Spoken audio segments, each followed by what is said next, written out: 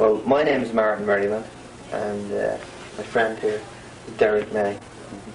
And how long have you been associated with Jehovah's Witnesses, Derek? Well, my father was one of Jehovah's Witnesses. He was one of the first in Ireland to become a witness. So I've been around Jehovah's Witnesses all my life, although I didn't become interested until about 5 years ago. And I'm baptised about 4 years now, I reckon.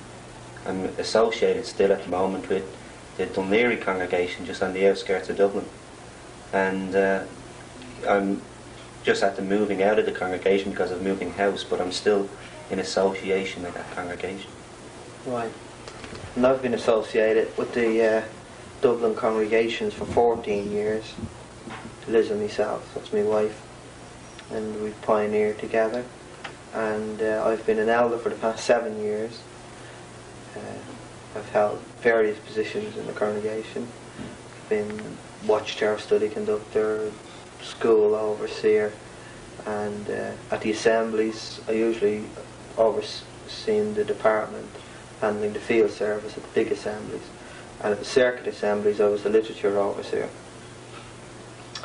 and I'd given various talks at the assemblies and so forth.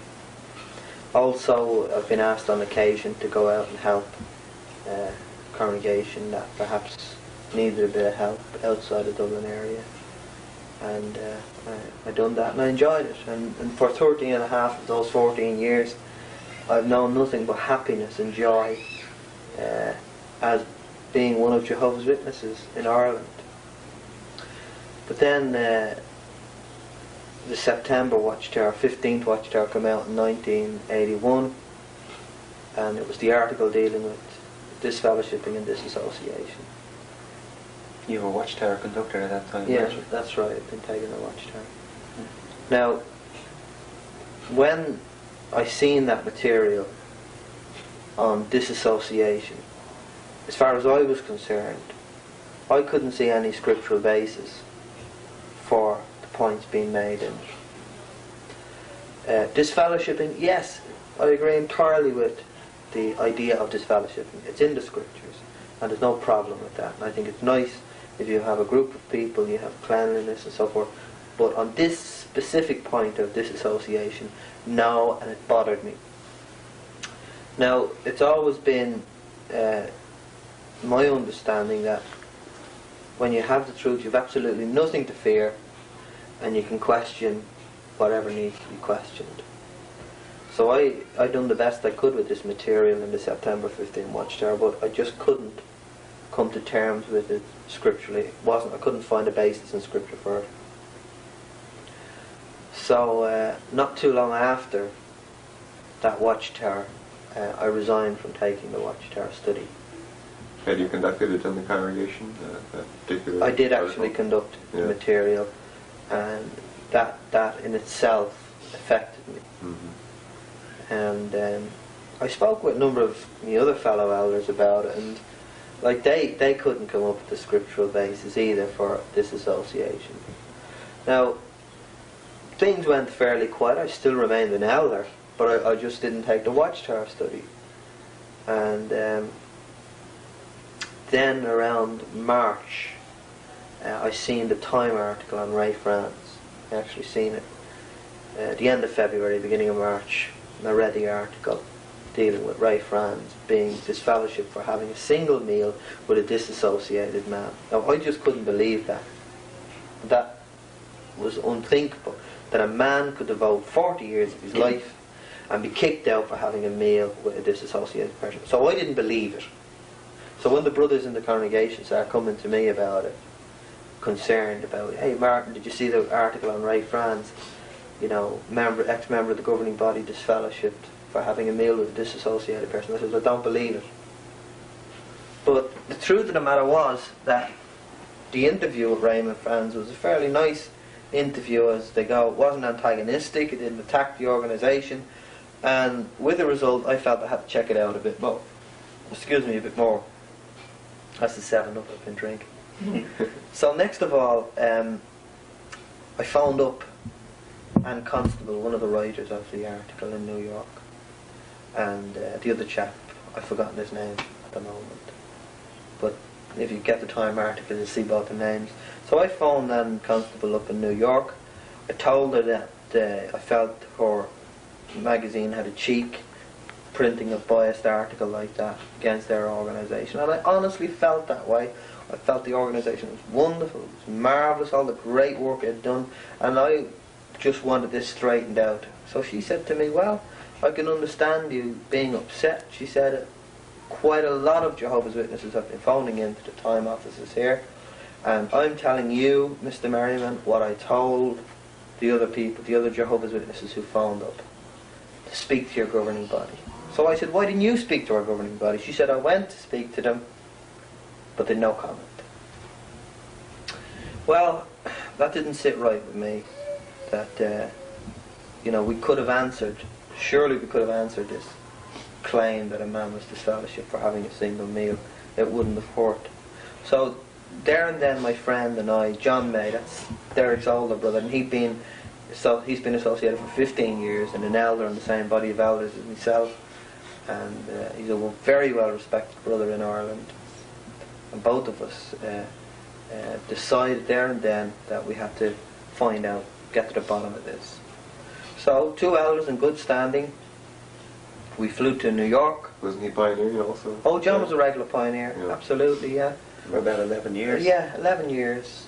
He's written many articles in defence of Jehovah's Witnesses. I forgot to mention, actually, John and I dealt with the Department of Justice to gain entry into the prisons to have Bible studies with people who were interested with Jehovah's Witnesses. We've been dealing for 10 years with the government to try and get a piece of ground to build a Kingdom Hall for Jehovah's Witnesses. I myself went to the Secretary for Education in the Republic of Ireland, because in the schools there they teach the Catholic religion, and I got an undertaking from them that my children wouldn't be taught religion and they could be excused from the classroom, and that's precisely what happened.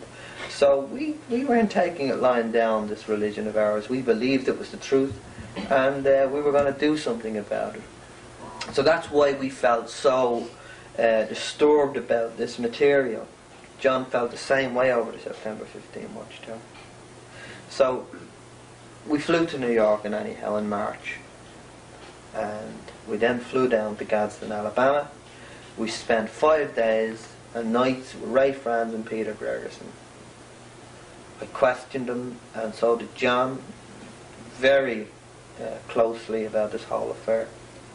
And I got a copy of the correspondence between Ray Franz and the Judicial Committee in Gadsden, Alabama, with the brothers' names on it: Theotis French, Edgar Bryant, and it was initially Dan Gregerson, but as he had a personal kind of contact with the case, he was replaced by Larry Johnson.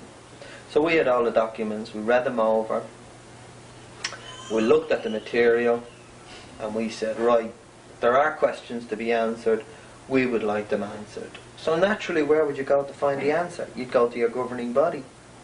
And we had full confidence, absolutely no doubt in our minds, that the governing body would meet with us and straighten this whole affair out. No question.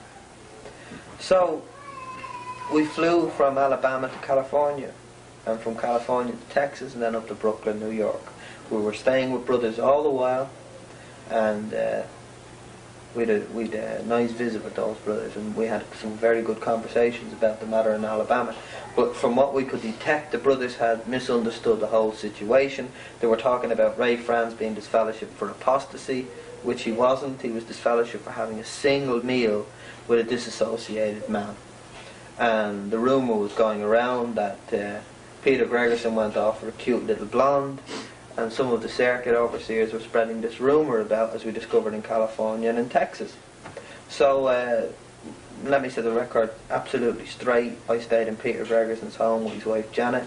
They have 7 children. They're a lovely couple. There's absolutely no truth in the rumour that he went off with anybody.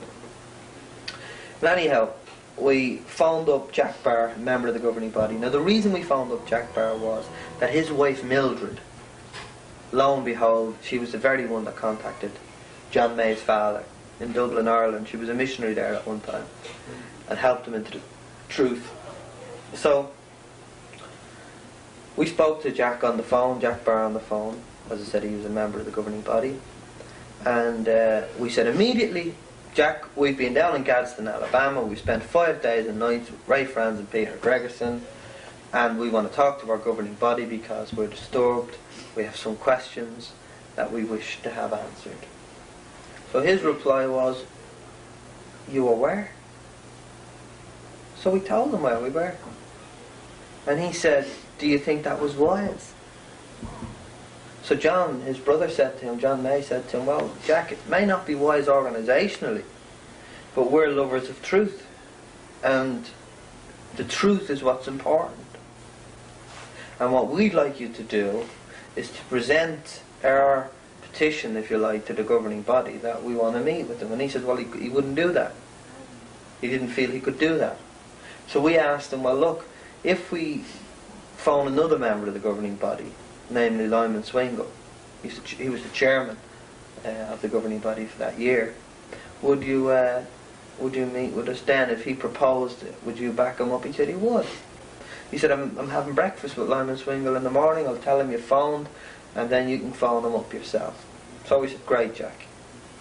So the next morning we phoned up Lyman Swingle. John got on the phone to him. So he said to him, Brother Swingle, I'm John May. And Brother Swingle said to him, I know who you are. He says, you're the fellow who spent 5 days and nights with a disassociated and disfellowship man in Gadsden, Alabama. And John said, that's right. So Brother Swingle said, you know, do you think you're a knight in shining armour travelling across the galaxy, or words to that? I'm not sure what he used, the word galaxy. Hemisphere, I think, was the word he used. To right the wrongs, a knight in shining armour. John said no, he didn't consider himself to be that, but that he did have serious questions that he would like answered. The Brother Swingle said, you know, we're not going to meet with you. So John asked him to phone up the branch in Dublin. Phone Arthur Matthews, Fred Metcalf or Peter Andrews. They're the branch committee in Dublin. Find out the kind of men we are. You'll find that we're not here to make trouble. We're here because we want sincere, honest discussion with you and need some questions to be answered so we can help the brothers and sisters back home. So he said no. So that went on for 15 minutes or so. So next I get on the phone and I introduced myself to Brother Swingle, and I told him that I also wanted to meet with him. And he said, no, we're not meeting with you. So I said, I can't believe that you're saying you won't meet with us. I said, if I go home and tell my brothers and sisters back in Ireland that you won't meet with us, that the governing body won't meet with us, I said, they'll call me a liar. I said to him, we go out on the doors in Ireland bragging about how we're not like the Catholic Church. If you wanted to see the bishop or someone like that, you couldn't get in to see him. But we can go to our governing body if we ever have a problem. And now you're telling me you won't meet with us. He said there is no precedent for meeting with you. So I said, well, Brother Swingle, may I respectfully bring to your attention what it says in Acts chapter 15. That Paul and Barnabas went up to Jerusalem to meet with the governing body. So he said, oh, so you think you're Paul and Barnabas now? And I was deeply hurt and shocked when he said that to me, because I didn't expect... I mean, the brothers at home wouldn't say that to me. An ordinary elder in the congregation would never say that to you. Is that a fact there? No, that's incredible. What, you know, the brothers at home were shocked when we told them this. Yeah, they really were. So, and anyhow, he said, put it in writing. So I explained to him, I'm not the best at writing. I can read and write very well, but I don't express myself very well on paper. I don't think so, in anyhow. And I said, anyhow, I've travelled 6,000 miles. I said to him, you know, why not just meet with us? He said, put it in writing. So this went on for another 20 minutes. And he said, why did you do it? Why did you go to a disfellowship man and a disassociated man? And I said, Brother Swingle, I said, if it was you or any other member of the governing body, John and I would call on you just the same. We're all brothers. Why can't we resolve these matters together? We have serious questions. I said, 14 years ago I was a Roman Catholic. Jehovah's Witnesses came to me. They raised questions in my life that I couldn't answer. So I went along to the priest, the local parish priest. And he said, well, come in and sit down. He gave me tea and biscuits. Now, he couldn't answer any of my questions, I said, Brother Swingle. But at least he paid me the courtesy of sitting down and talking to me. Now, I said to Brother Swingle, and you'll find out later how you can prove this one way or the other if you want to, any of you. I said to Brother Swingle, I'm not asking you to meet with me. I said, I'm not telling you to meet with me. I said, I am begging you to meet with me. Because I am now at the crossroads again that I was at 14 years ago. I am confused, I am disturbed, I am upset, and I simply want my shepherds to help me. And they are my words. So, he said, put it in writing. That was the curt, crisp, sarcastic response I got from him. So I'll be honest with you, I was annoyed. I felt like saying all sorts of things. Who wouldn't? We're all human.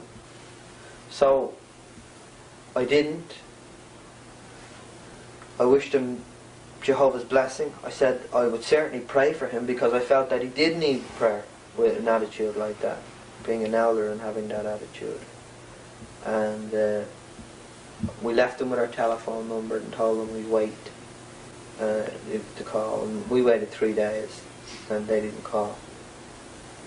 So we got the plane back home to Shannon. And on the way home, John and I were really shocked and upset.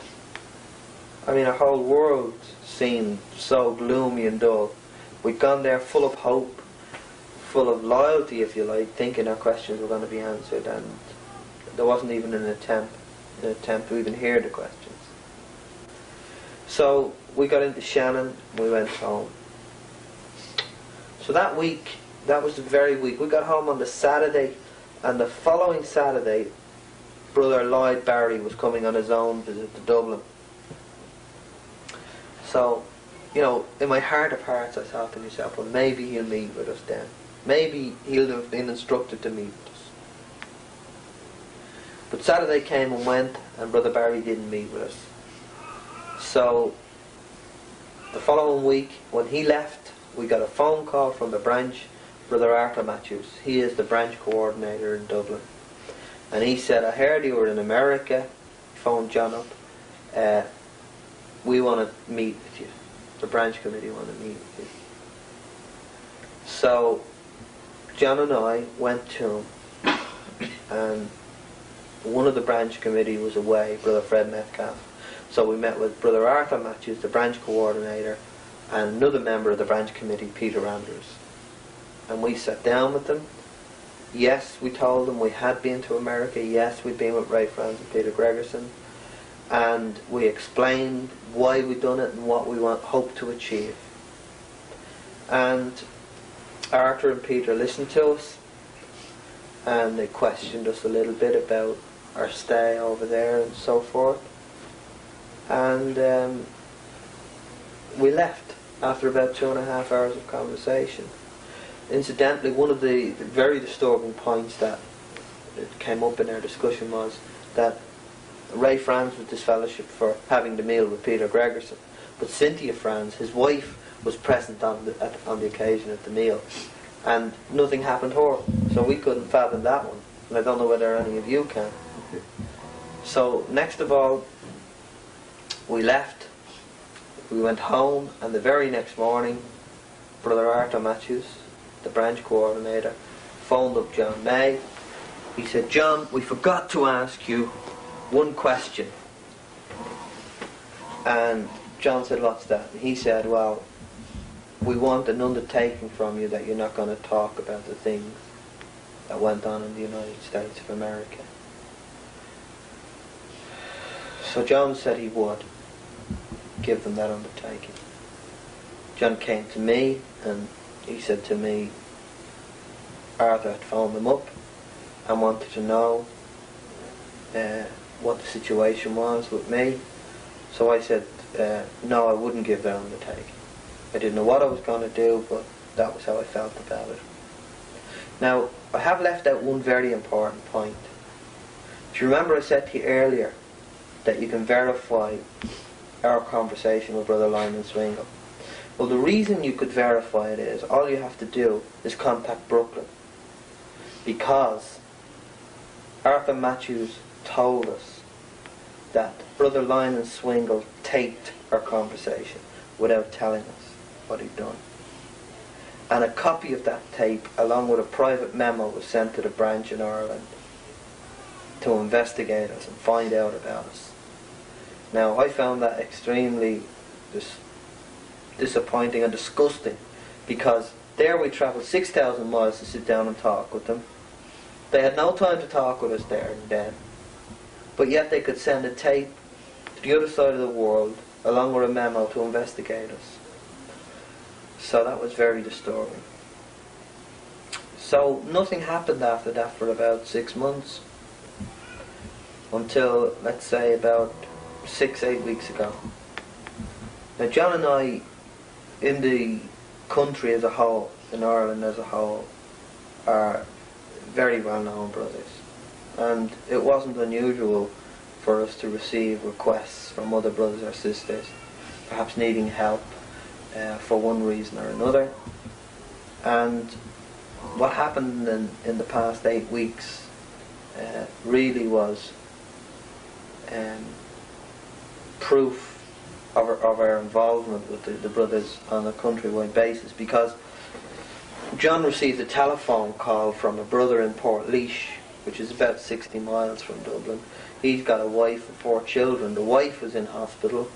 She was having problems. The doctors were trying to press blood transfusion on her. He was down the country. He asked us to go in and to support her. So we did. We went in to see her, and we had a good chat with her, and we prayed with her, and we spoke to the doctors for her. But when we left, John and I had a conversation, because through all of this, the question of blood had been on our minds, and we had reviewed the material in the Society's publications and in the Holy Bible, and we discovered that, in point of fact, Jehovah's Witnesses were taking blood already, and that according to the Bible, it was a matter of conscience. That was the conclusion we'd come to. Now, some people might say, well, how are we taking blood already? Well, all you have to do is you check the June the 15th Watchtower of 1978, and it's the questions from readers dealing with serums and vaccinations. And there's an inherent contradiction in the material which astounded me, because I read it in 1978 and never spotted it. But I've read it since, and it's so clear that you could take serums containing blood components and extract, and indeed some serums contain whole blood, although a small quantity, but some do contain whole blood. Now, the article made the point that if it was to save your life you couldn't have a blood transfusion or use the components of blood, but it was to help you get over an illness. Say, like, you could use it in a tetanus injection, or an anti-D injection, dealing with the rhesus business, women developing antibodies in their body, or the very haemophiliacs, they take an injection called factor 8. They could take blood into their bodies to help them get over an illness, but to save your life you can't take blood. Well, that's a contradiction. The article actually said that some brothers think that just because it contains a small amount of blood, right, that they leave it to their conscience. So, you're saying you can take a small amount if your conscience allows you, but what constitutes a small amount? And we can see no difference between a small amount of blood and which they would imagine would be in a vaccination or in an injection. Between that or a pint of blood. Right. That's right. Jesus said, he that's faithful in little is faithful in much, and that was the principle. So with those thoughts in mind, the reason we've digressed a little bit there is to give you an idea as to why the problem arose with this sister sister. In fact, she wasn't even baptised, but she was in the hospital. She was the wife of a baptised witness. So we contacted the man by telephone, and he drove up to Dublin the very next morning before the operation. John had breakfast with him in a restaurant in town, explained how we felt about the situation, and said, look, it's up to yourself. You know, we're not telling you to take a blood transfusion. It is entirely up to yourself. So the man decided that his wife wouldn't have a blood transfusion, and thank God she had her operation and she didn't need blood and she was all right, and that's great, and we're delighted about that. But at least we cleared our conscience. Now in the next few weeks we had 3 other situations just like that from various parts of the country dealing with blood transfusion. And that just goes to show how respected John and Martin were, because these brothers came to John and Martin over these issues rather than going to local elders, because they were so well known. So, and anyhow, the people that we spoke to about blood transfusion, they started obviously talking to their friends. I mean, it was extraordinary that John May and Martin Merriman were saying these things. We would have been considered the last people in the world, in Ireland and anyhow, to talk about these matters in this way. Actually, in fact, since the time they came back from America, they didn't say anything for about 6 months. But I work for John, and we see each other every morning, and we read a portion of the Bible every morning before we go out to work. We read all the workers. All the workers, Yeah. a whole lot of us. And I noticed a change in John's attitude towards the reading of the Bible since that time. And I got worried about him. I thought he was falling out of the truth. So I actually went to one of my elders and, asked him, what can I do to help John? And we had a chat about it, and I had a chat to John, and he assured me that he wasn't falling out of the truth, that he was okay, there was nothing to worry about, which it made me feel better. But little did I know what was going on. Right. So, word got around that things weren't as they always had been for Martin Merriman and John May as regard our association with the organisation and that. So next of all, the circuit officer was sent in called Ewan Watt. Ewan Watt's a little Scots brother, and I've known Ewan for how long do I know Ewan? About 7 or 8 years, and he hastily called a meeting with our body of elders before the school and service meeting. He called a meeting at 7 o'clock, and our meeting starts at 7:30, and he called the elders into the Kingdom Hall, and he took them into the back room, and he told them that he was there to form a committee to deal with John and myself, John May and myself.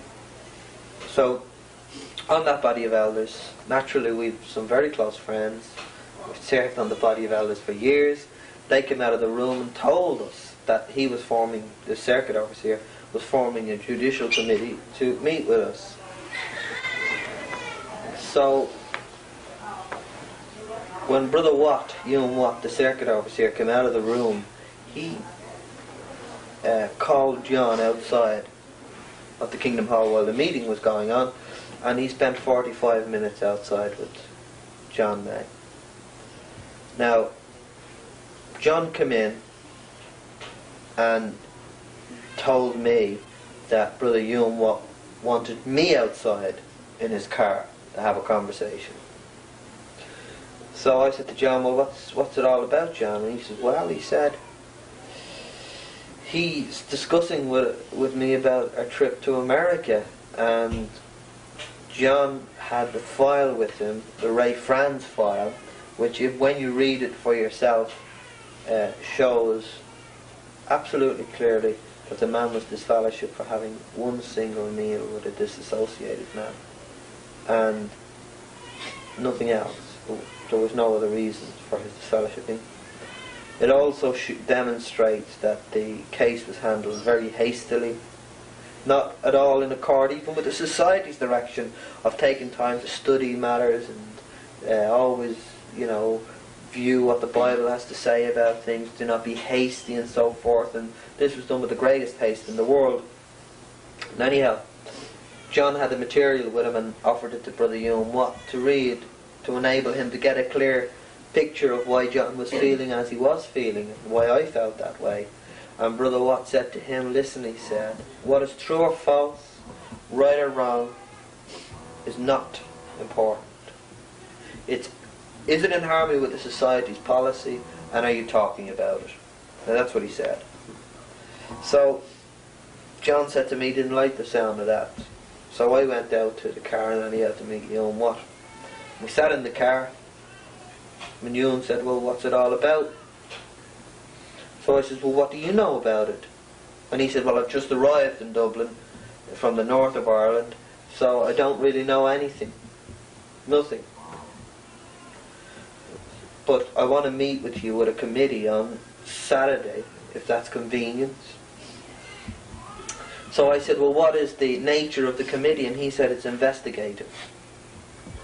So I pointed out to him that according to the Kingdom School textbook and to the Society's direction, that that is not the way you go about investigating. Normally, a body of elders will appoint perhaps 2 brothers to go and meet with the person to ascertain is there a case to be answered. Then you go back and report to the body of elders. Then you form a committee. Then you invite people to a hearing. I said, now this is a bit like the cart before the horse.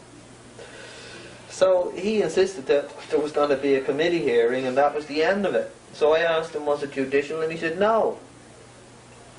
The 2 elders on that body of elders heard him categorically say it was judicial. Anyhow, in the time we were conversing, John May came back out of the Kingdom Hall, asked me to get out of the car.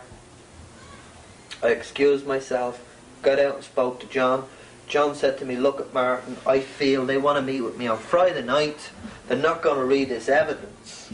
I don't feel there's any point in me meeting with them because I feel I probably will get the same treatment that Ray Franz got. So John said, I'm having my letter of resignation read out tonight. So he asked me, did I want my letter read out? And I said, no. So John went back into the Kingdom Hall, and 15 minutes later or so he came back out, and Ewan Watt and I got out of the car, and John said to Ewan, look Ewan, you've said what is true or false, right or wrong, doesn't matter. What mattered was it out of harmony with the society's policy and was it talking about it? So John said, I'm not meeting with you. He said, I've spent 15 years in association with the Congregation of Jehovah's Witnesses. I've been happy, but I cannot conscientiously go along with something that violates what the Bible says. So he said to Ewan, it's been nice knowing you, and he put out his hand to shake hands with Ewan Watt. And after 15 years of knowing that man, and the kind of man that John May is, he's a wonderful Christian man. He's my friend, I know that. I grew up on the same street as him. I know I'm biased, but you can go to any brother and sister in the Republic or the north of Ireland, any brother and sister, and I include Arthur Matthews, who's the branch coordinator, Fred Metcalf, Peter Andrews, they're the branch committee, and you ask them, any one of them, is John May a good or an evil man? And they will tell you John May is a good man, and he is a good man. And on that night, Ewan Watt shamed himself by turning away and not taking that man's hand. And the brothers and sisters in the congregation were very upset about that, and are still very upset about it. So, and anyhow, one word borrowed another, John went off home. My wife was there. She was very upset with Ewan's treatment of John. She sat in Ewan Watt's car with me, and she pressed him about the nature of the committee again. And he said, yes, well, you could say it was judicial. But I said, you said to me it wasn't judicial. He says, well, a committee is a committee. So anyhow, I pointed out to him that it's all right to view it like that if your head wasn't on the chopping block, but if it was your head, you wouldn't view a committee as a committee as a committee. You'd want to know what this committee is and what it was about. So he then said to me, well, will you meet with us tomorrow night? And I said, I won't meet with you tomorrow night. I said, it's too soon. I said, and besides, I have 4 kids and a wife to support. I've got to go to work tomorrow. I'm going into the country, and I don't know what time I'll be back at. I said, Saturday you said, and Saturday it is. So he said, fair enough. So we were on our way home that night, and we called into a brother's home, Brother Peter Doyle, presiding overseer. Now he read out John May's resignation that night, and he resigned from being an elder that very night too, because of the treatment that the circuit overseer was meting out to John May and myself, and he wasn't going to be a party to it, so he resigned that night.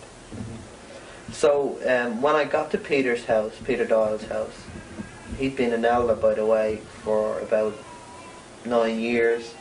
He'd served in Dublin, and he'd served in Scotland, in the British Isles.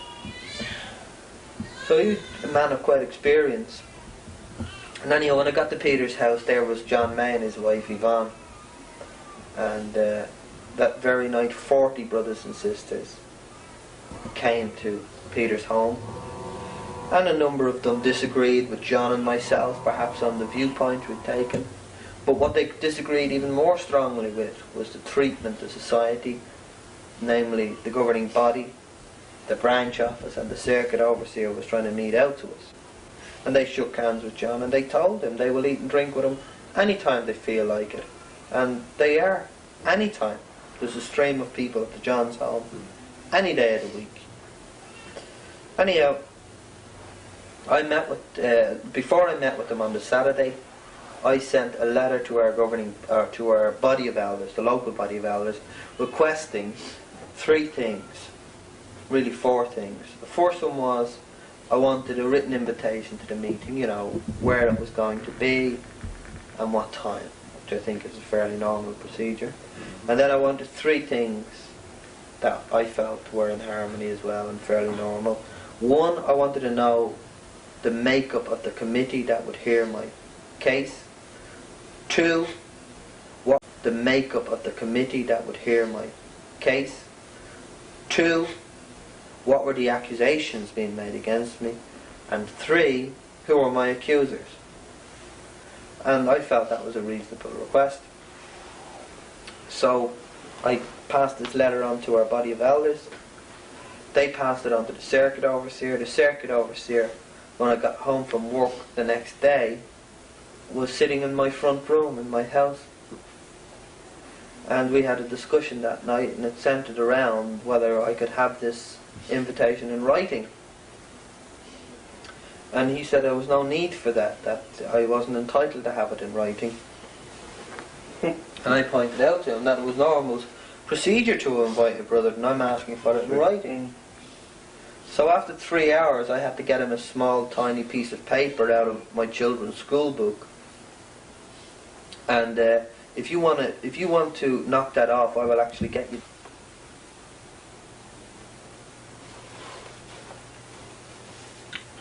So this, in fact, is the piece of paper in question. And as you can recall, the 3 points that I wished to have clear with him was who made up the committee, who are the accusers, my accusers, and what were the accusations. So it took me 3 hours for Brother Watt, the circuit overseer, to write this. He wrote it in pencil. And he said, when I asked him, why did he not want to write it out? He says, well, if you're disfellowshipped, you'll use it against me. Incredible, isn't it? So, and anyhow, after 3.5 hours, he wrote this in pencil, and on condition that I return it to him at the hearing, which I didn't. It says on it, anyhow, point number 1, this was the committee, E.G. Watt, he'll be the chairman. 1 member of the branch committee, that turned out to be Brother Arthur Matthews, he's the branch coordinator. Brother Noel May, and he had Brother Oliver MacDonald, who I objected to, who was going around spreading rumour and gossip about Derek's brother, and who in fact had to be counselled by some of the brothers, local brothers in the congregations, for his conversations. So that was the first one, the makeup of the committee. The second, he said there was no accusations and there were no accusers. So I said, well, what am I going for? So this is what he wrote down. He says, the point of the meeting is to discuss with you the current situation that is disturbing the congregations. So that's what he wrote down. After 3.5 hours he wrote those 2 points. I said, that's fine. I said, now I'd like you to date it and to sign it. So he wouldn't do that. It took me another half hour. And that's when he said to me, I'm taking a risk with you. You know, I hope you'll return it to me on Saturday at the meeting. So that's the piece of paper there. Little bitty piece of paper. So, that week, Brother Watt went around the various members in the congregation, questioning them about John May and myself. And as soon as he'd leave a brother or sister, they would phone me up and tell me that Brother Watt had been there and the questions that he'd been asking about me. So Brother Watt met with me before the hearing. I think it was on the Thursday or the Friday night. And he told me he was shocked that people distrusted him, that they wouldn't answer his questions. So I pointed out to him that he was questioning him about John May and myself, and the brothers knew how much we loved them, and they loved us. We're friends. Not only elders, but we've been their friends all these years. So why would they want to hurt us? We don't want to hurt them. Anyhow, Saturday dawned.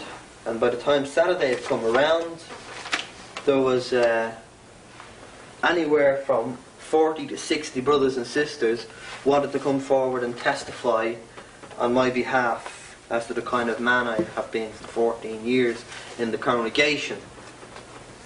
So I settled for 20 of them. 20 witnesses came forward on my behalf, offered themselves willingly. I didn't request them. They offered to come. And we met on the Saturday afternoon at the Dunleary Kingdom Hall. And the brothers were left outside, as is normal with the judicial hearings of Jehovah's Witnesses. They were left outside, and I sat in there in front of the 4 men, and I went through the same story I've told you now. And they listened to it, and Arthur Matthews repeated what he had said to us on the first meeting that Jan and I had with the branch committee, that our motives were never called into question, that he knew the kind of men we were, how we had slaved for the brothers and slaved for the organisation, and that there was no question as to our motives. So there was 20 brothers and sisters present who came forward as witnesses on my behalf. After an hour and a half of meeting with them, I also pointed out to the committee, when Brother Matthews asked me where was all this fear and suspicion coming from, I pointed out to him what I'd gone through with the circuit overseer to get this little piece of paper from him. And I also pointed out to him that a lot of the suspicion and fear came from Brooklyn, when they wouldn't meet with their own brothers who were elders in the congregation just to sit down and discuss things as mature men. That breeds suspicion and fear. You ask yourself, what are they got to hide? What are they afraid of? That's what comes to a normal person's mind. So anyhow, we met with the committee. I met with the committee that afternoon, and it went on for about 4.5, 5 hours maybe. Now, incidentally, one of the committee members was a Brother Noel May. Now that's Derek's other brother, Noel. Now, Noel's wife phoned me up on the Friday night before the hearing, and she said, I know you're going before a hearing, Martin, and I know my husband's on the committee, but I want to come forward and speak on your behalf. So I said, oh, that's very kind of you, Carol. Carol May is her name. That's really nice of you. But I said, you've got 4 children. I said, you know, who's going to babysit them? And I said, also, you might embarrass your husband. So she says, well, you know, I want to do it. I said, well, go and ask your husband. So she popped in and asked Noel. And Noel sent out word. She came back on the phone. She said, certainly. So the next day came, and she couldn't get a babysitter for the 4 kids. So I said, well, that's all right. So what she done was, she sent a note to the committee in a sealed envelope with her husband. And it's to Noel May's credit, as a member of the committee, he brought his wife a little note. And I'd like to read it to you, right? It was to the committee. It said, "Dear brothers, I would just like to write to say that in conversations with Brother Merriman," that's me, "and also in talking to other brothers who have spoken to me about this matter, Martin has endeavoured to calm the situation and is quite willing, happy in fact, to sit down and discuss things reasonably. I know when approached by certain brothers wanting to know what was involved, he has refused to discuss anything with them. Whenever I have spoken with Martin, he has always said that he genuinely wants to remain one of Jehovah's Witnesses and just wants to have his questions answered. With you serving Jehovah, Carol May." And I thought that was a beautiful little note, and it was very courageous of Carol to do that, and I'll always treasure that she done that. So I read that to the committee, and that was the tone of all of the brothers who appeared before the committee. That's the kind of thing they had to say, and that was the truth. I simply wanted honest questions answered. I didn't want to cause trouble. So by the end of the hearing, the committee informed me that I was cleared and that I was a brother in good standing in the congregation and so forth. But it developed at that meeting that the circuit overseer, Brother Ewan Watt, had gone around the various congregations in Dublin and had arranged a talk to be given on apostasy in the congregations. Well, it had been established there was no apostasy. It was ridiculous. So Brother Noel May pointed out to him that first of all he'd no right to go into the congregation and simply override the brothers in oversight there and arrange these talks, that it was causing fear and upset and bad feeling. So the branch overseer, coordinator, Brother Arthur Matthews, he agreed, and the talks were actually cancelled on apostasy, and they gave a talk on the faithful and discreet slave and loyalty to the organisation, which is fine. There's no problem with that if that's what they wanted to do, but not on apostasy. So I went off home, and next of all, there were so many brothers, and is so many brothers, upset in the Irish field. Tremendous number of brothers. At the congregation meetings, some of the meetings are being interrupted by the brothers, questioning the brother on the platform who is using the platform to make his point and drive it home, when it has in fact been proven by that committee that there is no need for all of this, that there are genuine questions and that they needed to be addressed. Now the questions fall into 2 or 3 areas. There are a number of serious questions, but the first question is on blood transfusion. That's the first question. The second one is on neutrality. It seems that in different parts of the world, Jehovah's Witnesses are not as neutral as I've always been led to believe, and I simply wanted that ironed out, and certainly that needs to be ironed out to satisfy all the brothers and sisters at home. And the third one was on the faithful and discreet slave. Certain serious questions. For example, who are the faithful and discreet slave? You know, is it the governing body? Is it the great crowd, which the majority of the writing department in Brooklyn are of the great crowd? Or is it the 10,000 brothers around the world who take the emblems but who do no writing, do not feed the domestics their food at the proper time? So that was a question. It wasn't an attack, and isn't an attack. It's simply an ordinary question. And the brothers and sisters back home need that answered as well. So they had all these questions themselves then, the various congregations. The elders couldn't answer it, the branch couldn't answer it, so they sent to Brooklyn, and Brother Jack Barr came over with Brother Bob Petty. Now in the meantime, before Brooklyn had agreed to send anyone over, Derek's other brother Jared had offered to pay for the branch committee, or members of the branch committee, myself and Noel, his brother, or John, his brother, to go to Brooklyn to meet with the governing body. Even at this late stage, he would pay for absolutely everything. It wouldn't cost the society a red cent. It wouldn't cost the local branch any money. So Arthur Matthews, the branch, he would pay for absolutely everything. It wouldn't cost the society a red cent. It wouldn't cost the local branch any money. So Arthur Matthews, the branch coordinator, thought that was a nice offer and certainly have it looked into. But as it turned out, they decided to send representatives from Brooklyn to Ireland. Well, Brother Jack Barr and Bob Petty arrived on the Thursday. What date is today? It was last month. The last weekend last month. On the Thursday. And they met with the Dublin congregations. Just the Dublin congregations. Now the brothers were going there in expectation of having their questions answered. But instead what they got was Brother Petty got up and gave them a talk on loyalty to the organisation and wicked men coming into the congregations and causing division and all this. And the brothers were looking around wondering where all these wicked men who were causing divisions were.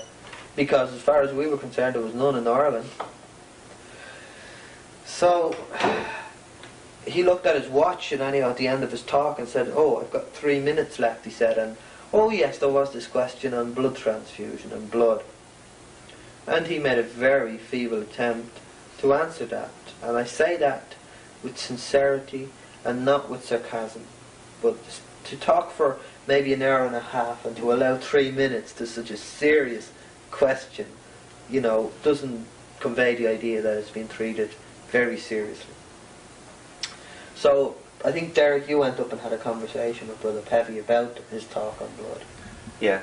Before these issues, I found out about these issues. My brother Jared's baby died. He was only a couple of days old. And, you know, I said to myself, if that baby had needed blood, I would have given it blood. So I thought to myself afterwards I was losing my faith. So I said I'd undertake a study of blood, which I did. And the more I studied it, the less convinced I was we were right on the stand that we take. So I'd been in discussions with the elders in my congregation in Dunleary, and they knew that I had this question before these issues arose. So I had an opportunity after the meeting to meet with Bob Petty, and I thanked him for coming over and for giving this talk, but that he didn't really address the issue of the blood transfusions. So I had a few questions to ask him, and he tried to answer them, but the answers he gave were the pat answers that they normally give, were to abstain from blood, and that Acts 15 says that we have to abstain, and that blood transfusions isn't abstaining. So he left me with something to think about. Gave me a question, and it was not really related to taking blood. So I said I'd look it up. So that was a Thursday evening. So we had a district assembly that weekend.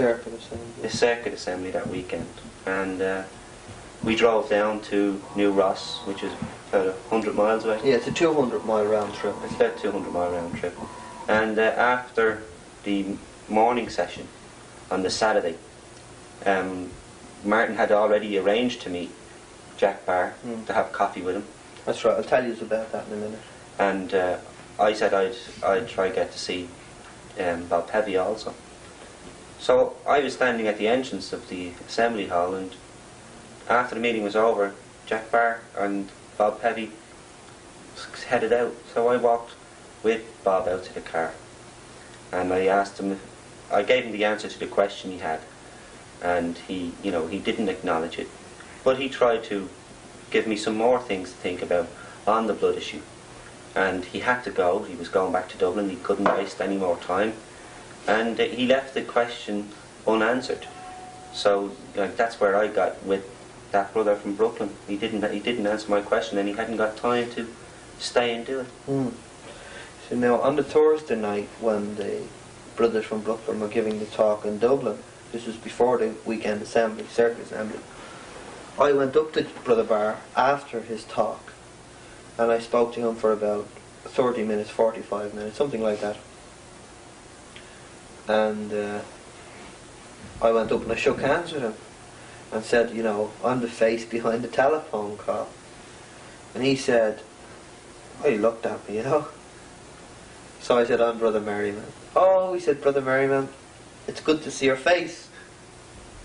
So I said, well, that's very nice of you to say that, Brother Barr. I said, the only thing is, I would have rather heard it 6 months ago when I was in New York, when I wanted to see you and sit down and talk with you.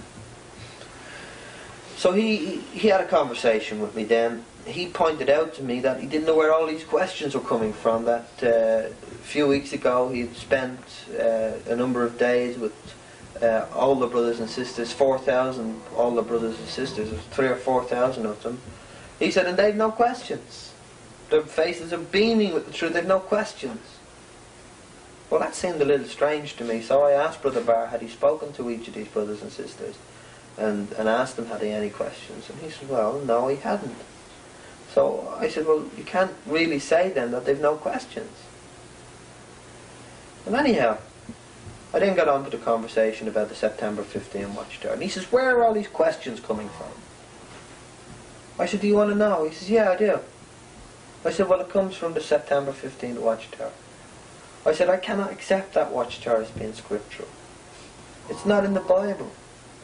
The two portions of scripture that are used in that Watchtower to support the argument on disassociated men and women fall into the category of John's letter that speaks about the Antichrist, and 1 Corinthians chapter 5, which speaks about all kinds of wickedness, strife, drunkenness, and stealing, and all this kind of thing, fornication.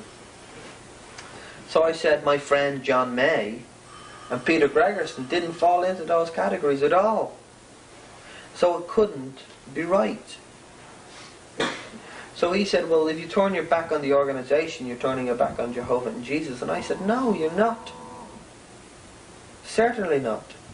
Because you can disagree on the principle without turning your back on Jehovah, God and Jesus.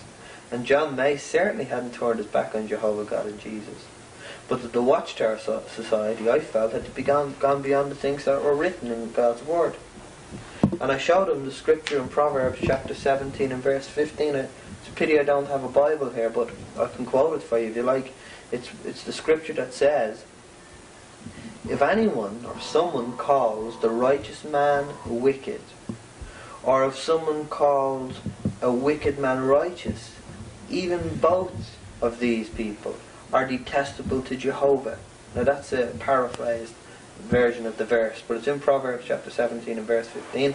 And I spoke to Brother Barr about it. I said, now listen, I said, the Watchtower tells me to view John May, who is a good, decent man, isn't he, Arthur? Arthur Matthews was standing there, and Arthur said, John May is a righteous man. I said, thank you, Arthur, I agree with you. I said, now the Watchtower says I have to treat him as a wicked man. I said, on the other hand, the Bible tells me if I treat him as a wicked man, I'm detestable to Jehovah. I said, what am I to do, Brother Barr? He says, well, you have to follow the Bible. I said, thank you, I will. Because I intend to eat and drink with my friend anytime I want to. And I said to Brother Matthews, Arthur, you know it. I've told the branch I'm going to do this. I've told the local body of elders I'm going to do it. And I'm telling you, Brother Barr, this is what I'm going to do in the future. So he said, well, we're going to have to do something about people who associate with disassociated people. And Derek's brother Noel was there, and he pointed out to him that there was no scriptural basis. And he's the presiding overseer, and he's still in very good standing in the congregation and in the organisation. But he said there were questions to be answered, and they needed to be answered. Are you going to address these questions? His body of elders have sent these questions into Brooklyn, and I'm waiting on the answers. And a number of other brothers and sisters have wrote individually to Brooklyn and are waiting for the answers to these serious, honest, genuine questions. So Brother Barr said he had to go. So I said, listen, I said, Arthur Matthews, I'd phoned him early in the week. I got him to promise me that he would ask you, would you have a private meeting with me to sit down at this late date even to discuss the matter. And Arthur said he would ask you. He said to Brother Barr. I said to Brother Barr. I said, now Arthur didn't phone me back, one way or the other. And Arthur Matthews said to me, that's the branch coordinator, he said, well, I've been very busy. And we were very busy. So I was disappointed about that, to be honest with you. So Brother Barr said to me, well, will you be at the assembly at the weekend? This assembly that Derek is talking about. I said, well, will you talk to me if I get down there? Will we have a cup of tea and a chat about these things? He says, yes. So I said, I'll go. So Derek and I and another brother Ray Norton made a 200-mile round trip. And when you know the roads in Ireland, that's a long, long trip. You know, I mean, that would be the equivalent of maybe 400 or 500 miles here.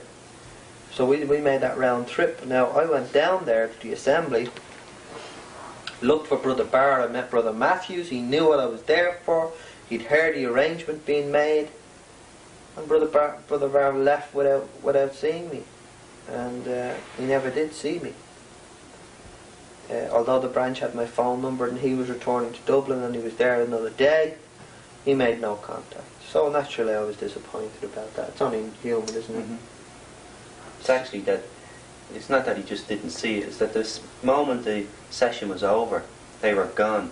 Like I had to catch Jack, Bob Pevy, at the door, only for I was standing at the door. I walked him to the car.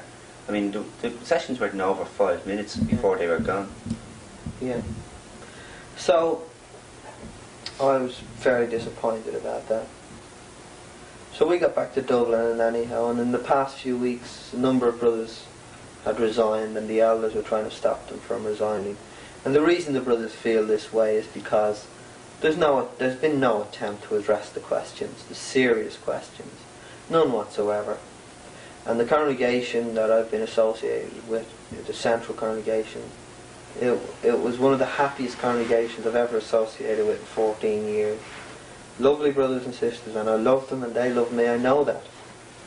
A number of them have stopped going on service. Some of the pioneers have stopped. A number of the ministerial servants want to resign, and some elders. And not because they don't love Jehovah and Jesus, they do, very deeply and sincerely. And if you don't know anything about the work in Ireland, it would pay you to have a look at it, and you'll see the fight the brothers have to put up with there against the Catholic Church to stand for Jehovah. So they are deeply concerned and hurt, and it's a shame all of this has happened. But that's the way things have unfolded. Anyhow, in the past couple of weeks since Brother Barr's visit, the circuit overseer has remained, and a much harder attitude has been taken in regard to people who have questions. And the circuit overseer, along with another elder, has been visiting various ones of the brothers, and I suppose it's to shepherd them.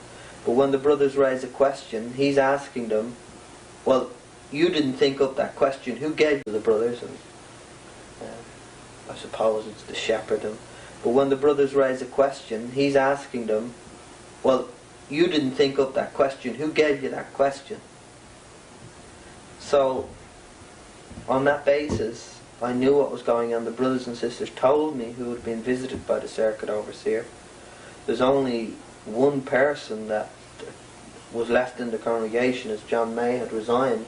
I was the only one left who had been to America and who had raised certain questions, honest questions, and he was asking them who told them the questions. So I got the impression there was a little bit of investigating still going on about Martin Merriman.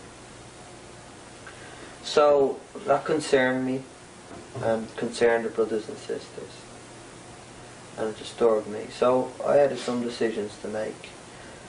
6-7 months had gone by since last March. None of my questions had been answered. I'd been hauled before. The only time I'd met for any kind of discussion has been before a judicial hearing, which I'd never, in the 14 years I've been associated, never had 1 ounce of bother in the congregation. I've never had any reproof. I've never been before a committee, although I've sat on lots of committees myself. Never had it. And yet, the first time I ask an honest question, I'm brought before a judicial committee, and I couldn't understand that, and I still can't to this day, and that's being honest with you. So the next thing was, one of the elders informed me that a harder line was going to be taken with those who associated with John May. Well, I'd already stated my position in regard to that, so I knew that if I continued to associate with John and I remained as part of the organisation or associated with the organisation, I was going to be disfellowshipped. Now, disfellowshipping is a terrible thing anywhere in the world, but if it happens to you in Ireland, see, in our country we've been used to love, unity, warmth, fellowship, brotherhood, standing together. There's tremendous love amongst brothers. We have not been used to fear. We could always, in all the years gone by, ask any question we liked. Even with the branch, even with Arthur Matthews. A lovely brother, he had my respect. But now there's fear there. And to be disfellowshipped in Ireland, I haven't known of one situation where a person's been disfellowshipped wrongly. Not one. So if you're disfellowshipped in Ireland, the brothers always assumed there was a very good reason. And up to this point, that would have been true. So if Martin Merriman had been disfellowshipped, then his wife and his 4 little children would have had to bear the stigma of their father and their husband being disfellowshipped. And I just couldn't let that happen to myself. I felt it was better to resign with dignity and with honour and with my name and reputation intact. So with that in mind, last Friday night I resigned from the association with the organisation, and I'd like to read this out to you and you'll see exactly what my feelings are toward it. It was to the body of elders in the central congregation of Jehovah's Witnesses, Wesley Road, Rathgar, Dublin, dated the 27th of the 10th, 1982. Dear brothers, this is to inform you that Liz, that's my wife, and I hereby officially resign our association from the Watchtower Society. Our reasons are numerous and scriptural. Suffice it to give one example, namely the September 15th Watchtower of 1981, which we know goes beyond the things that are written in God's Word. 1 Corinthians chapter 4 and verse 6 specifically, when dealing with persons who have resigned association with the Watchtower Society on scriptural principle. Now, I've read that wrong, but what the basic point that I'm making is that in 1 Corinthians chapter 4 and verse 6, it's a warning not to go beyond the things that are written. So that's how I felt. I put that scripture in. It says, we wish to also inform you that our love for Jehovah God, for His Son Jesus, and the deep respect we hold for His holy word, the Bible, has not diminished in any way. Rather, it is out of a deep, heartfelt desire to please our Heavenly Father Jehovah, instead of any man or organization, that we take this prayerful decision. Acts chapter 5 and verse 29. In conclusion, we would like to assure you of our Christian love and affection for our Christian brothers and sisters. Yours sincerely, Martin Merriman and Elizabeth Merriman. And I put a little postscript to this. Romans chapter 3 and verse 4, let God be found true, though every man be found a liar. And also, I would also like to draw your attention to Proverbs chapter 17 verse 15 for your serious consideration. And that's the one about calling the wicked men righteous, the righteous men wicked. So I resigned, my wife resigned on the 27th of the 10th, 1982 from association with the Watchtower Society. Not the Christian congregation, the Watchtower Society. So that's basically the story. Don't know whether you have any questions. I was wondering what effect this might have on the preaching work in Ireland, the problems with the Watchtower Society. Yeah. Well, if the truth gets out about what the society have been doing with regard to its members, and in regard to various questions dealing with chronology and so forth, and what's going on in the organisation, I believe that the preaching activity will be put back at least 50 years. I would suspect even there may be deeper results. Jehovah's Witnesses will probably be destroyed, their reputation be destroyed in Ireland from what's happened, because it's just unbelievable. It's not Christian, it's not even human, the treatment that the brothers and sisters are receiving from the society. One of the things you mentioned too is that you mentioned that the brothers in Ireland just didn't have the fear that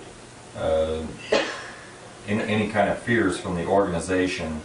What was your impression when you came over to America and looked at the congregations here as to did you see that type of fear here in that? Well, when John and I came, we bought a Rambler ticket to fly to various states, and we were in 6 different states, and we spoke to brothers and sisters from various congregations and elders from various congregations from California to Alabama to Texas to New York State, and the brothers even and sisters even in the Bethel, and everywhere they were apostate crazy. It was like McCarthyism. It was like Reds under the bed. Everywhere there was an apostate. Where's all these apostates? And I haven't met one in all my life. Never met an apostate. I asked one of the missionaries who's over there, Oliver MacDonald. In fact, sorry, I didn't ask him. My brother, my fleshly brother Frank, who's a baptized Jehovah's Witness. Incidentally, he's about to resign himself over this matter. He asked him, have you ever met one of these apostates? And he said, no. And I haven't met one single brother who's met an apostate as described in the Watchtower. No. So this fear is just completely new. One other question I had too is you mentioned that you flew to different parts of the states and so forth. This is kind of a personal question, but I think it's one that needs to be answered. Are you a wealthy man to where this just came easy to you, that you just put out some money out of your pocket change and decided to fly around and well, as that brother put it, be the knight in shining armor? How is your standing there? I mean, was this something that was a great expense to you to do this? Well, to fly to the United States cost me every single penny I had. Now, I'm not talking about excess money. I was in debt. My business, the little business, I was cleaning chimneys for a living before I left. And that round just folded. By the time I got back, there was just no business left. And it cost me a great deal of money. And my family, and though my wife was very willing, because we love the truth, we love God's Word, we love the brothers and sisters, and we just had to find out what was true. So she was willing to make that sacrifice too. So I'm far from being a wealthy man, far from being a wealthy man, and I think Derek can verify that. Yeah, my candy's really tight. I don't mean that, But it did cost a lot of money, like John as well. It cost John a lot of money. And, he took most of that out to business expenses, and we're still paying for it. We still got to work for it to pay it back. So we're in debt over it as well. So it has cost a great deal of expense. But I don't think that's what was the main major issue. I think the questions that were raised in that Time article was needing an answer. And as for the fear in the congregations, I'm associated with the Dunleary congregation, and we had such a great relationship in the congregation, nearly everybody in it. We were all friends, we regularly go to each other's homes for meals. The elders were the most helpful and loving elders that really I could ever meet. And we were trying to buy a house in the area we live in. It's just so expensive. And we Brandy, my wife and I, and we decided to settle for a lower substandard home. The area we live in, it's just so expensive. And Brandy, my wife and I, And we decided to settle for a lower substandard home in order to remain in that congregation. But we couldn't even get one of those, so we had to move out of the area. So we've never experienced fear. And since I've come over to America, which is only a week now, I'm only in America a week, and I've heard some of the reports what's happening in the congregations around the country. I just can't believe that it's happening to a Christian community, a so-called Christian community. I know most of these things wouldn't happen at home because the brothers have a different outlook on life even. But I came over to America to see the elders in Gadsden because I didn't really, in my heart, believe that these things were actually so. I thought, things were exaggerated and things were in first hand or second hand and third hand. So I honestly believe that, even after 6 months of it, that it could be resolved within the organisation. I certainly prayed that it would be. So I come over to America with the Raymond Franz file that Martin was talking about, that he offered to Ewan Watt, the circuit overseer.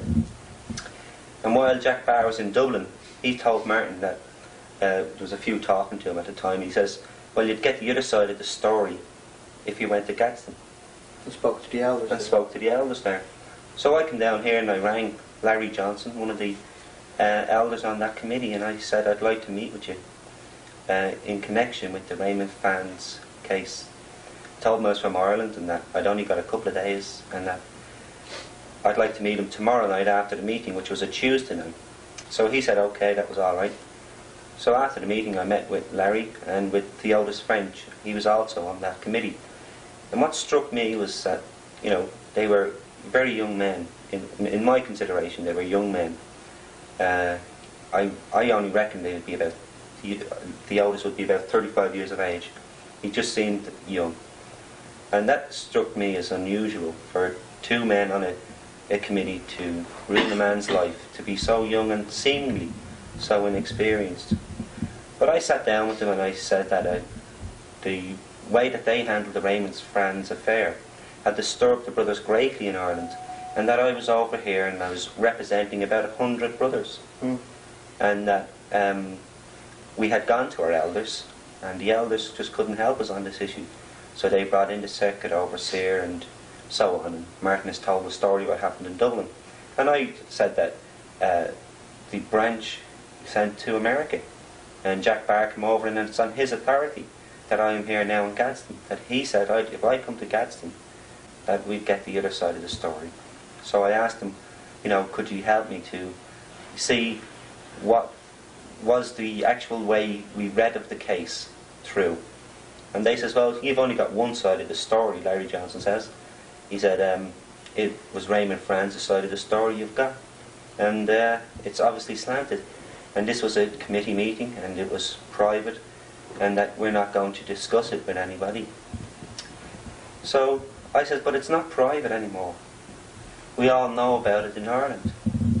And Uncle Denny didn't know that, I had this file which contained all the letters that Raymond Franz had written to the Gadsden elders, and all the letters they had written back to Raymond Franz, and even the letters that Raymond Franz had written to Brooklyn, looking for clarification to the September Watchtower on disassociated persons. So I took out the file and I says, we have all the information here about this case. And I think that surprised them, I really don't think they knew they expected that. I said, so what we're talking about now is not private anymore, which I said, unfortunately it has disturbed all the brothers in Ireland. I says, at least 3 congregations are very disturbed about it. And I says, I'd like to go through it with you. And he says, well, what's your questions? I says, well, the obvious haste with which the case is being handled.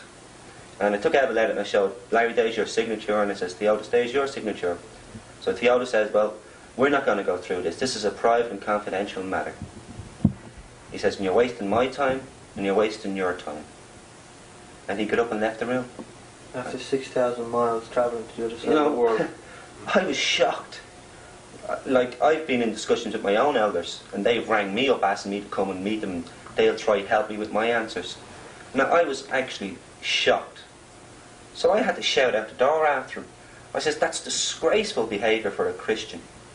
I says, I come over here hoping to go back to my brothers back home and tell the branch that everything is not as we see it in the file, that we have a slanted view. But instead I've got to go back and tell them that you've walked out on me. Now I had to shout that out the door because he was gone.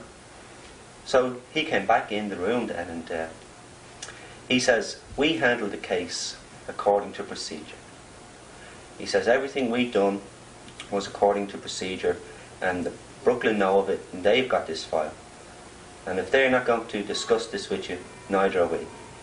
I says, okay. I says, listen, I'm sorry for having to shout out after you. I says, I'm trying not to get upset, but I've only got a few days here. I says, this is affecting my family, and it's affecting the congregations. And I says, just sit down, because he still hadn't sat down. I says, just sit down, and I'll go through the papers. And you don't have to say anything, but just tell me if I have the whole story. So I didn't give them a chance to reply to that, so I started to go through the papers. I took out some of the papers that weren't directly involved with the case. So I took out, I says, one question that's disturbing the brothers is, why the obvious haste in this committee? Why did you rush through it with such haste? And they says, you know, we didn't rush through it. We'd done everything. We gave Raymond, Franz. We bent over backwards is the words they used for Raymond, Franz. I says, but Raymond, Franz wrote to Brooklyn for clarification to that Watchtower article, because it put disassociated persons in the class of disfellowship persons, no matter what the reason they disassociated for. And he said that affected him in Gadsden and many others. So I took out the letter that he had sent to the committee, saying that he had written to Brooklyn and that he was waiting on a reply. And I took out the letter of their reply to that, and I read it to them. I just don't have it here. And they said in the letter, we acknowledge that you have written to Brooklyn about this matter, but we have decided to continue with the case. So I says, you didn't even wait. He says, well, Brooklyn didn't answer. And I says to him, you've dated this letter a couple of days after Ray sent you that one. You didn't even give them a chance to answer. So I don't think they really liked that. They knew then that I had a whole case. And they says, we're not discussing this. It's a private matter. It's confidential. We went by procedure. We went through the organisational procedure of things, which you should do. You should be leaving this to your elders. I says, we've left it to our elders. The elders brought in the branch and circuit overseer. They brought in brothers from Brooklyn, and they've not been able to help us. So I'm here now asking you to help us, please. And I said to him, really, I didn't come over here to create trouble. I came over here to hoping that these letters are not all that there is to the case. And they said, well, you've got all the letters, they says. And if Brooklyn isn't going to discuss it, we're not going to discuss it again. I says, listen, Jesus would leave the flock, he said, just to go after one sheep. I says, even if we have to step outside of procedure, just to help the brothers in Ireland, wouldn't it be worth it if we helped one or two? They says, listen, any John Doe who goes off for a circuit overseer's wife, we're not going to go up into the congregation and tell them about it. He says, and we're not going to go through this because someone in Ireland has a question on it. I says, but it's not just someone in Ireland. I says, it's over 100 brothers who I'm representing here today. Because there's over 100 brothers asking the particular questions, but I'm sure there's hundreds more who want them answered.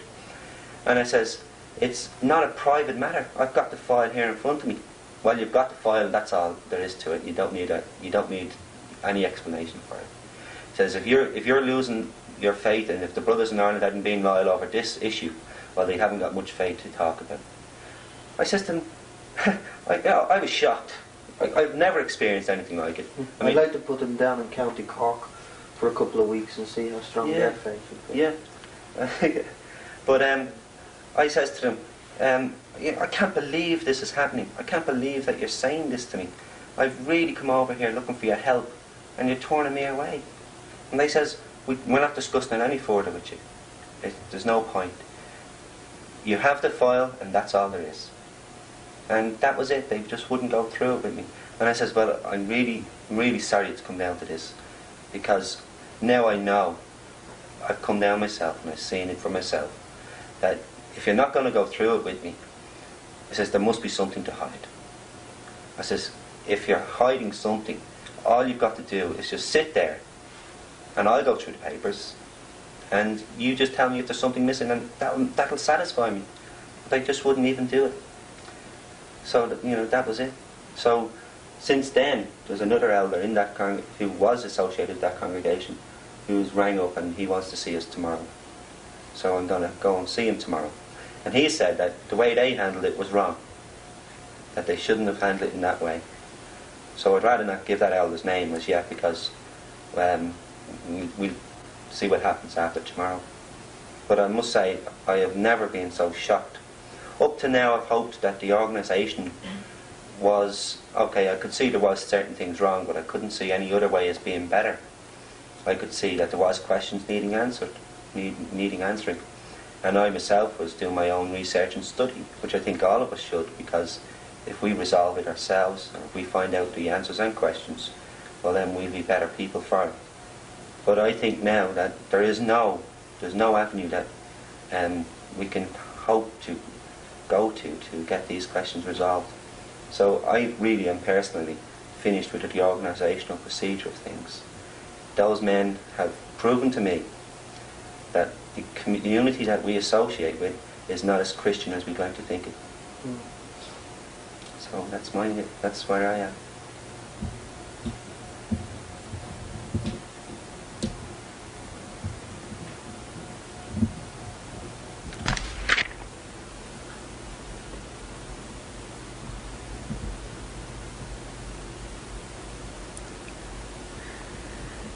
This is a little scrap of paper that Brother Martin had to get out of the circuit overseer, E.G. Watt. It took him 3.5 hours just to get this little scrap of paper, 3 hours just to get him to write it out, and another half hour just to get a signature on it. It's kind of interesting that he didn't want to put anything in writing. It kind of makes us rather suspicious of anyone that doesn't want to put anything on paper.